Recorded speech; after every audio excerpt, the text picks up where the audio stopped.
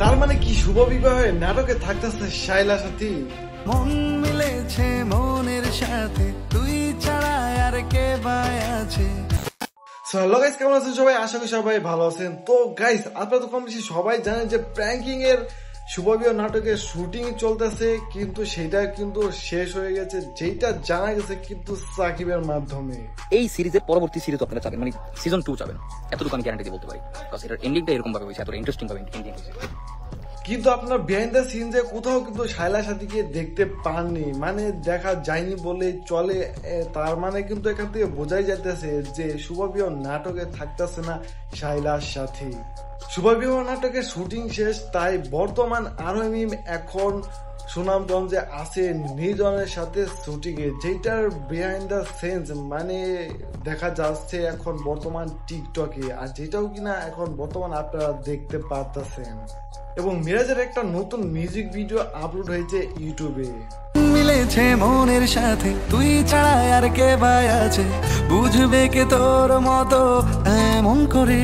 তো চলুন দেখা যাক সেই গান নিয়ে মিরাজ এবং শাইলার সাথে টিকটক ভিডিও। মন মিলেছে মনের সাথে, তুই ছাড়া আর কে ভাই আছে, বুঝবে কে তোর মতো এমন করে। মরণ যদি হয় গো তোর তুমি, আমি ধন্য মনে করবো নিজেকে। তো চলুন দেখা যাক এবার একই গানে লামহা এবং মিরাজের টিকটক ভিডিও। ও মন মিলেছে মনের সাথে, তুই ছাড়া আর কে ভাই আছে, বুঝবে কে তোর মতো এমন করে। তো মিরাজ এবং শান্তি রহমানের এই মিউজিক ভিডিওটা কেমন লেগেছে অবশ্যই কমেন্ট করে জানিয়ে দিবেন।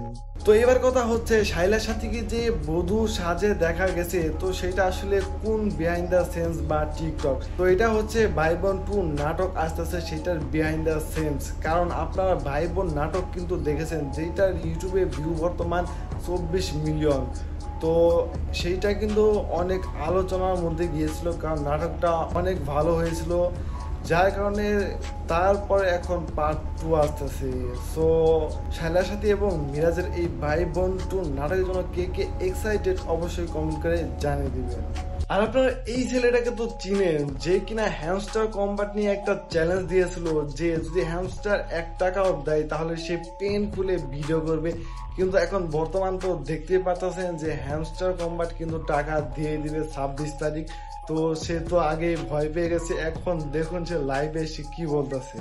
আসসালামু আলাইকুম গাইস। তো হ্যামস্টার কম্বাটের বিষয়টা নিয়ে আমি একটা চ্যালেঞ্জ নিয়েছিলাম। তো চ্যালেঞ্জটাকে অনেকে ফানি চ্যালেঞ্জ হিসেবে নিছেন, অনেকে আবার নেন নাই। তো আমি মানে গত বছর যখন ফিফা হলো তখন এরকম একটা ফানি চ্যালেঞ্জ করছিলাম যে কোন দেশ যেন আমার সঠিক মনে নাই, যে ওরা যদি জিততে পারে তাহলে আমি প্যান্ট খুলে ভিডিও করবো। তারপর ওরা জিতে গেছিল, আমি প্যান্ট খুলে ভিডিও করছিলাম, নিচে হচ্ছে লুঙ্গি পরা ছিলাম। তো এই বিষয়টা সবাই ফানি পাবে নিছে। সেম জিনিসটা যখন আমি হ্যামস্টার কম্বাটের ক্ষেত্রে করলাম, সবাই কেন যেন আমার উপর ক্ষিপ্ত হয়ে গেল। মানে ঠিক বুঝলাম না, অন্য দেশের একটা হ্যামস্টার কম্বাট একটা গেম, এটা নিয়ে নিজের দেশের মানুষের সাথে আমার কেমন একটা সম্পর্ক। আমি আপনাদের কোনো খারাপ কিছু বলি নাই। আর অনেকে দেখে বলতেছেন যে ক্রিপ্টো সম্পর্কে ধারণা নাই, মাইনিং সম্পর্কে ধারণা নাই, তুমি এসব বলতে চাও কেন? ভাই ধারণা যে নাই এরকম না, হয়তো আপনার চেয়ে কম আছে, আপনার একটু বেশি আছে ধারণা, বাট আমি জানি এই সম্পর্কে, আমিও জানি, ঠিক আছে? টাকা যে দিবে এটা জানি, বাট আপনারা যেরকম একটা অ্যামাউন্ট বা যেরকম বিষয়টা ভাইরাল হয়েছে যে অনেক টাকা পাবে, এইরকম অ্যামাউন্ট দিবে না। সেই জন্য হচ্ছে জাস্ট আমার ভিডিওটা করা। আমার পেজে যদি দেখেন দেখবেন আমি সবসময় ফানি ভিডিও করি, কোনো সিরিয়াস ভিডিও করি না। বাট এটা আপনারা ফান হিসেবে না নিয়ে কেন যেরকম সিরিয়াস নিয়েছেন আমি জানি না, পুরো একটা কন্ট্রোভার্সি হয়ে গেছে ভাই। তো যাই হোক, তারপর আমি বলতেছি যদি আমার এই চ্যালেঞ্জ না ভুল হয়ে থাকে বা এই ভিডিও করা ভুল হয়ে থাকে তাহলে আমি আপনাদের কাছে ক্ষমা চাইতেছি, আমার মাফ করেন।